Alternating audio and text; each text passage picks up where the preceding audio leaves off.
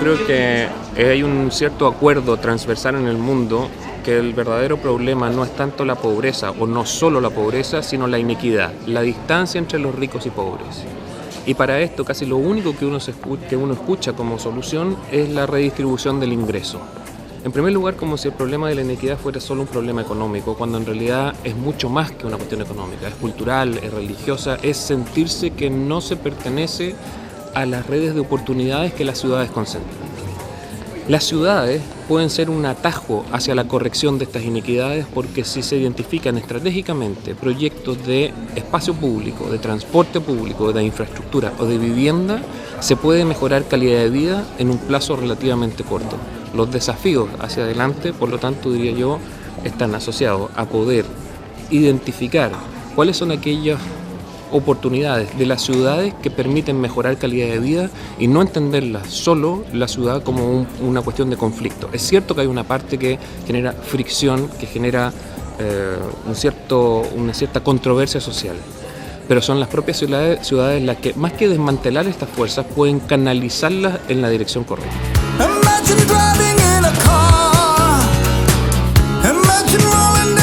Finalmente, alguien tiene que darle forma a los lugares donde la gente vive. Es inevitable. Todos los lugares donde vivimos, estos edificios donde nos encontramos, las casas, los colegios, las plazas, los parques, las veredas, todo tiene inevitablemente que tener una forma. Y alguien tiene que decidir esa forma. Esa forma puede mejorar o puede arruinar, lamentablemente por periodos de tiempo muy largos, en el caso de arruinarla, o positivamente por muchas generaciones, cualificar para bien esa calidad de vida. Y el rol de los arquitectos es poder encontrar cuál es esa forma que va a mejorar la calidad de vida de las personas.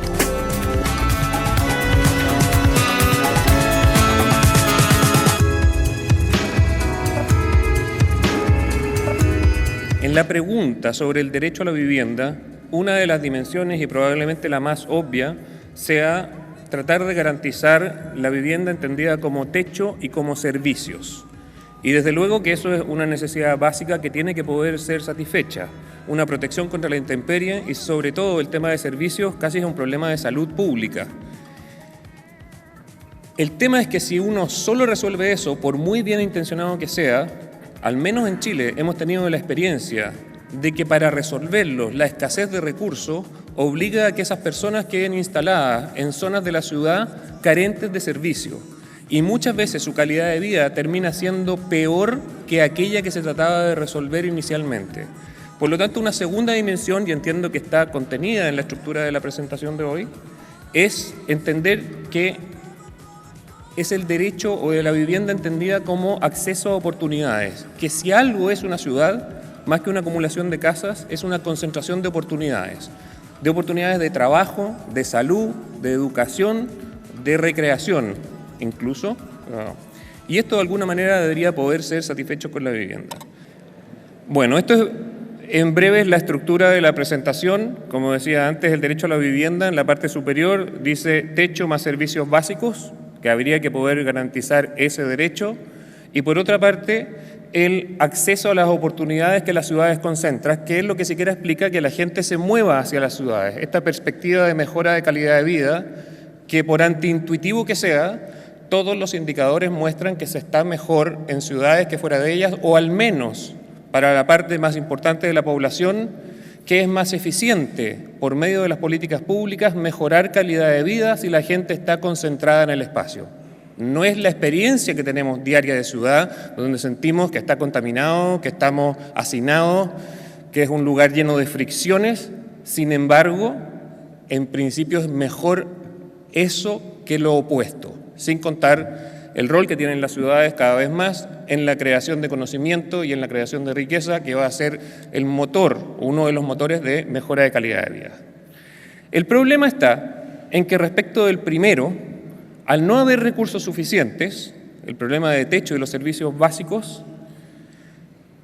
la respuesta de los estados y de los mercados para la mayor parte de estos 2 billones de personas que se van a mover hacia ciudades, la estrategia frente a esa escasez es achicar. Es decir, dado que no puedo entregar una vivienda de estándar de clase media, la reduzco al tamaño que puedo pagar. Y ese tamaño está entre los 30 o 40 metros cuadrados es bastante el caso en todo el mundo, y sabemos que la evidencia dice que una familia de clase media viviría razonablemente bien en torno a los 80 metros cuadrados. Por lo tanto, hay un gap entre lo que de hecho podemos entregar, 40, y lo que en la práctica se termina necesitando. Por lo tanto, frente a la escasez, respecto de lo primero, la estrategia es achicar. Y respecto de lo segundo, que es las ciudades entendidas como concentraciones de oportunidades, dado que no se pueden pagar suelos caros, la estrategia es alejar. Es decir, compro suelo con recursos públicos ahí donde el suelo tiende a costar nada, que son las partes de la ciudad que no tienen ningún tipo de servicio y tal como se decía, que al estar lejos, fuera de las oportunidades, segregadas y marginadas de las oportunidades, en el moverme todos los días desde donde no hay oportunidades hacia donde sí las hay, lo hacemos mal, nos demoramos, contaminamos, acumulamos rabia y es el tipo de experiencia que hace que la ciudad, entendida como un imán, como una buena noticia que atrae todo tipo de buenas perspectivas, se experimente más bien como una especie de bomba de tiempo social que está acumulando un tipo de presión que si no hacemos algo vamos a tener un problema. Frente entonces a la estrategia de querer garantizar el derecho a la vivienda, pero que la escasez de recursos lo resuelve achicando y alejando, ¿qué hacemos? Y propongo ahí hay al menos en este caso, en esta presentación, 5 ideas para hacerlo más o menos corto. En primer lugar, integración, que significa, y lo voy a explicar a través de un proyecto concreto, la operación multisectorial. En general, en ciudades venimos trabajando de manera sectorial, los ministerios de vivienda hacen solo vivienda y esa aproximación que cuando teníamos déficit muy alto tenía sentido, el tipo de preguntas que tenemos hoy en ciudades ya no lo resuelve y lo satisface de manera correcta. Por lo tanto, operaciones multisectoriales. Lo segundo, entender a la vivienda como una inversión y no como un gasto social, dado que principalmente en los países en vía de desarrollo, a diferencia que creo que es el caso de España, las políticas de vivienda son políticas orientadas a la propiedad, es decir, quien obtiene un subsidio se transforma en propietario de la vivienda. Esta transferencia de patrimonio público a familiar, más importante que una familia recibe en toda su vida, uno querría que aumentara de valor en el tiempo, tal como todos nosotros esperamos que ocurra cuando nos compramos una casa. Eso en vivienda social lamentablemente no ocurre y hay ahí una oportunidad enorme que estamos desperdiciando porque casi por definición una vivienda debiera valorizarse en el tiempo. La tercera entrada a qué poder hacer frente a este achicar y alejar es sustituir la escasez por incrementalidad. Si no puedo hacer todo ahora, si no puedo pagar todo o eso que es razonable, vivienda de clase media, hoy, concentrémonos en aquello que es más difícil de hacer por una familia de manera individual y aquello que más atenta contra el bien común y dejamos que ese sistema abierto en el tiempo alcance ese potencial de clase media. La vivienda incremental que existe desde hace tiempo en el mundo probablemente va a tener que ser revisitada y enfrentada con herramientas de diseño nuevas a lo que se empezó a hacer en los 60 y en los 70.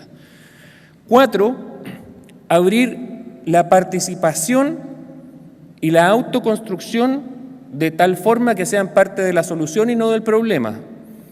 Hoy en día, la migración de gente hacia ciudades, que si no estamos preparados para recibirlos, ocurre de todas formas. No es que porque van a vivir mal dejan de venir, vienen igual pero viven muy mal.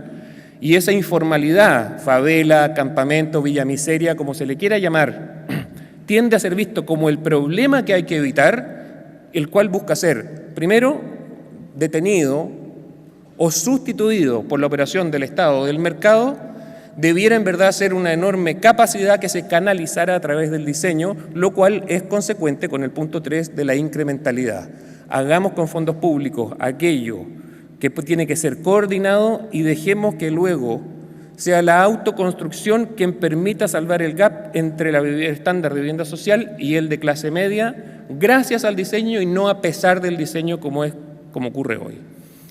Y por último, la regla de oro en el caso de vivienda específica que hemos tratado de enfrentar de distintos diseños, poder pagar suelos caros que eviten alejar y viviendas incrementales que no nos condenen de por vida a una vivienda pequeña, se logra en la medida que hay alta densidad en baja altura, sin hacinamiento y con posibilidad de crecimiento. Esto es una cuestión súper nerd, pero que pretendo explicarla porque creo que, sobre todo, es donde los arquitectos podemos hacer una contribución.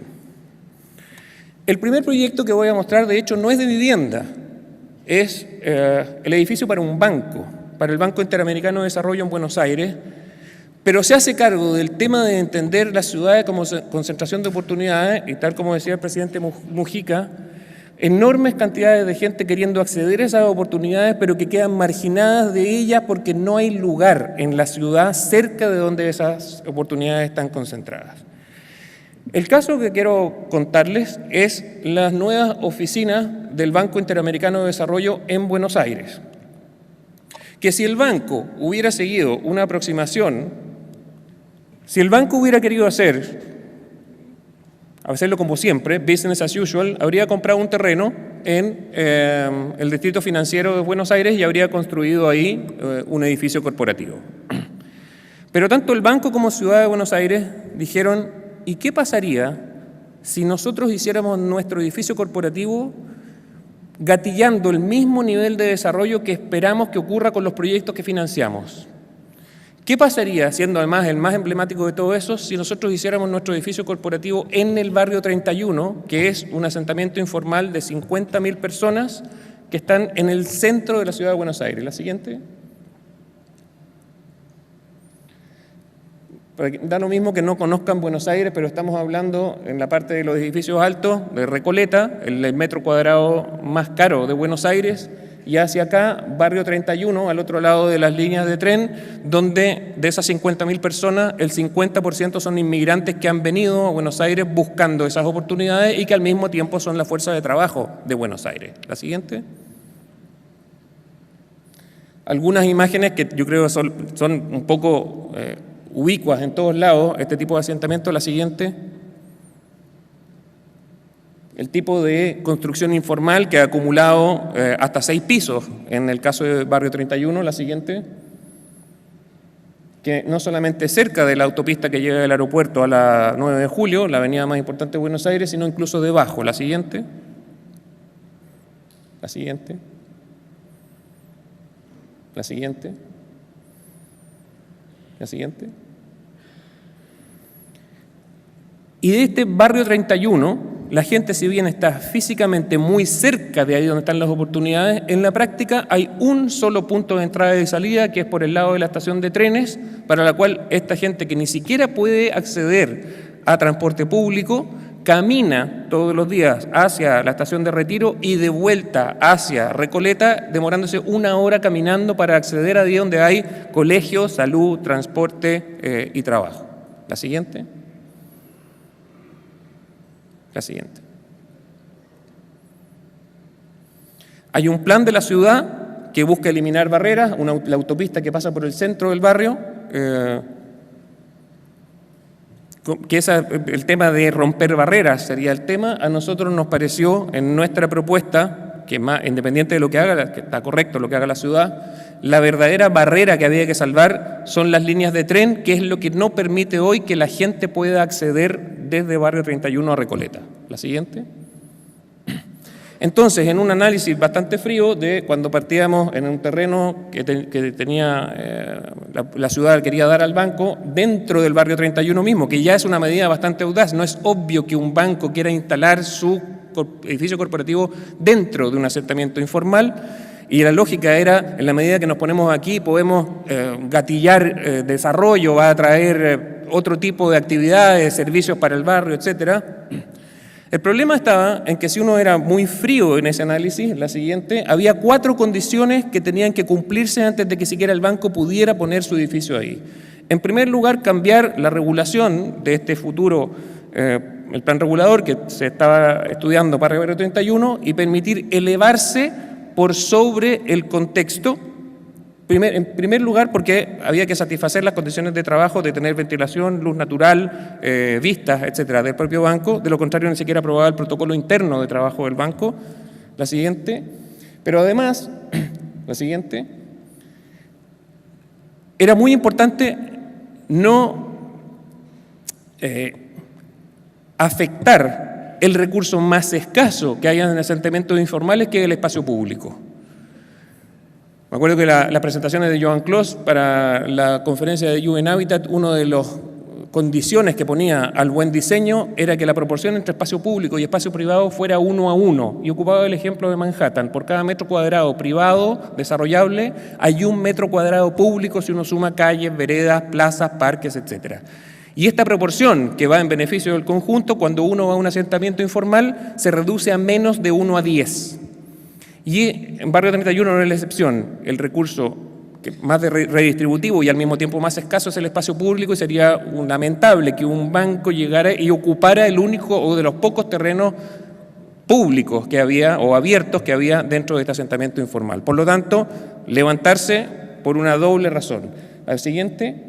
Pero además por razones de operación, por razones de accesibilidad, había que construir 2 calles vehiculares y sobre todo, la siguiente, un puente peatonal que conectara al transporte público para los trabajadores del banco. De lo contrario, ni siquiera el banco iba a poder operar, y había un riesgo enorme que esto se transformara en un elefante blanco, y entonces todos los que no están tratando de hacer una cosa distinta al business as usual dijeran, bueno, falló, a mí también me habría gustado hacerlo así, pero ven cómo falla, entonces yo no lo hago. Entonces es muy importante que una operación de esa naturaleza no hubiera fallado, pero además la Ciudad de Buenos Aires no tenía ni una posibilidad, ni el dinero, ni la jurisprudencia para poder dar esas 4 condiciones al banco antes de que el banco siquiera pudiera construir. Entonces nuestra propuesta fue, ¿qué pasaría, la siguiente, si el edificio del banco fuera el mismo, las 4 condiciones que está pidiendo? ¿Qué pasaría si el edificio del banco fuera el puente que, por un lado, está obligado a estar elevado porque pasa por el gálibo de la línea de tren y por el gálibo de la autopista, que al tener una pata en Barrio 31 y la otra pata en Recoleta, puede transformarse él mismo en un puente peatonal? Por lo tanto, acercar no solamente a la gente del banco y resuelve el problema de estacionamiento, el problema de las salas de conferencia con el centro de convenciones que está al lado derecho de la imagen, sino que además es la pasada pública para las 50.000 personas del barrio que están viviendo justo al frente de su gran fuente laboral. La siguiente. Entonces, presentamos esta propuesta. La siguiente. Y si la situación actual, a 1 hora caminando, este era el acceso a oportunidades, centros de salud 3, educación 165 y etcétera, ven los números ahí, 300.000 empleos, dentro de la misma hora caminando, atravesando por este puente peatonal, la siguiente, todos esos indicadores se multiplicaban al menos por 4, dentro de las mismas condiciones de caminar actuales de esa masa de personas. La siguiente. La siguiente. Bueno, había que venderle al banco que iban a tener que trabajar en estas condiciones, que no era fácil, pero esto a nivel de peatón, a 18 metros, que era el gálibo de trenes más autopista. La siguiente. Esta era la vista y esto era un poco ya, al menos más conversable siquiera. La siguiente. Y esa uno podría suponer que iban a ser las situaciones de trabajo del banco. Pero el verdadero aporte de esto era que aquí había un problema técnico, ¿no? Este es un edificio de 240 metros de largo, la luz central entre apoyos es 117 metros de largo, y en general en el mundo sabemos cómo hacer puentes que salven 117 metros de luz o 240 metros de largo. El tema es la vibración, porque si uno pasa en auto en un puente, probablemente no lo nota por el amortiguador del auto, pero trabajar en un puente tiene el problema de que está vibrando todo el rato y es muy incómodo hacerlo. Por lo tanto, para resolver el problema de la vibración, el puente necesitaba peso. En vez de quitarle peso a este puente, había que ponerle peso. Y el peso venía, la siguiente, de ponerle un parque en el techo, que era el recurso más escaso de la ciudad y por lo tanto nosotros terminamos de completar un anillo de espacio público que es la extensión de Parque Táis, probablemente el mejor estándar de espacio público de Buenos Aires, que entraba como un espolón hacia Barrio 31. La siguiente. La siguiente. La siguiente. Y de noche además mejoraba los estándares de luz, etc. Había un solo problema con esto que aparentemente es tan obvio, que además resolvía 4 problemas en uno, que había que modificar una ley para poder hacer uso del espacio aéreo sobre las líneas de tren, y cosa que tenía que ser votada en el Congreso. Nunca la Ciudad de Buenos Aires y el Gobierno de Nación se bloqueaban mutuamente proyectos.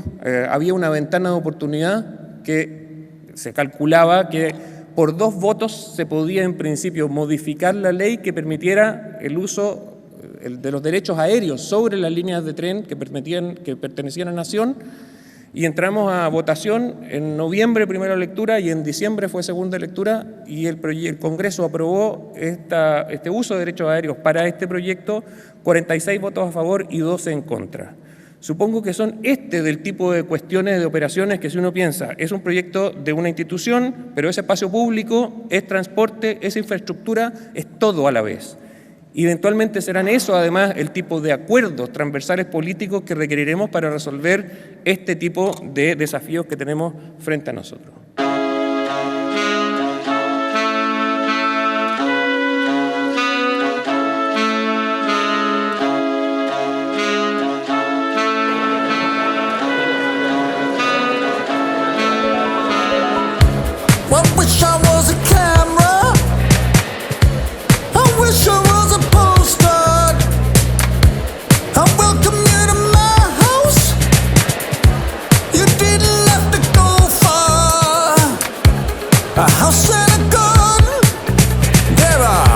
There's plants and trees. Make a closer inspection.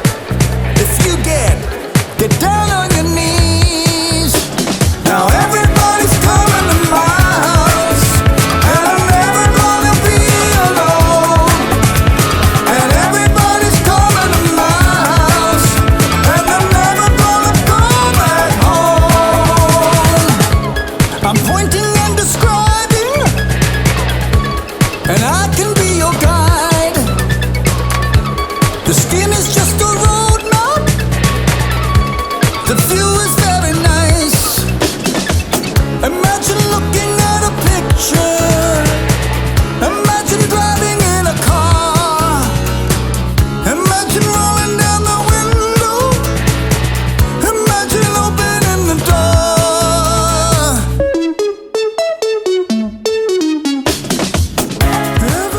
Le hacemos entrega de este diploma que lo designa doctor honoris causa de la Universidad Nacional de La Plata.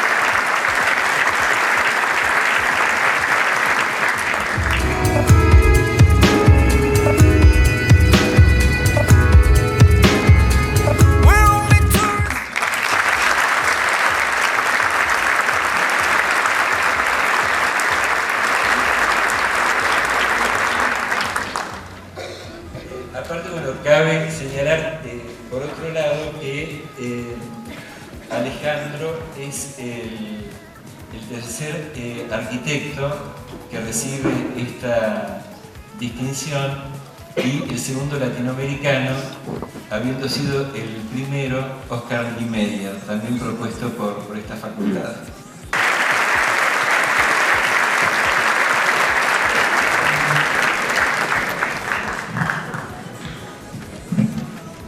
Esto ha sido todo, amigos.